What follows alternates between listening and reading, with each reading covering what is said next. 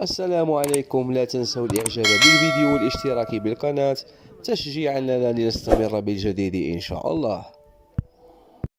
خطافي يبحث عن نقاط النجاة بشكوى ضد ريال مدريد. تقدم نادي خطافي اليوم الأربعاء بشكوى للجنة المسابقات التابعة للاتحاد الإسباني لكرة القدم ضد ريال مدريد. جاء ذلك بسبب مشاركة غير قانونية للاعب في صفوف الميرينغي خلال مواجهة الفريقين السبت الماضي على ملعب سانتياغو برنابيو ضمن منافسة الجولة 34 من الليغا.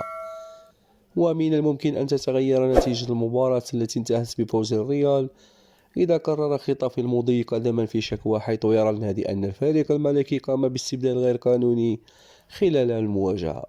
وفي هذه الحالة سيعتبر خطافي فائزا بنتيجة 3-0، محققا 3 نقاط مهمة في صراعه من أجل البقاء.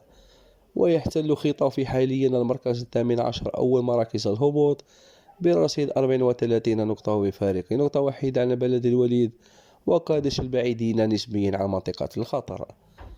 وأوضح خطافي في شكواه أن ريال مدريد قام بعمل تغيير غير قانوني في الدقيقة 84 من عمر اللقاء بنزول اللاعب ألفارو أدريوزولا بدلا من إدوارد كامافينغا المصاب في ركبته.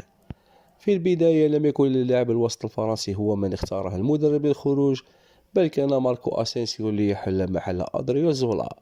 وتدور شكوى خطافي حول القيام بالتغيير بالفعل وذهاب أسينسيو للخطوة بدل التحية مع أدريوزولا، لكن في النهاية من غادر الملعب هو كامافينغا.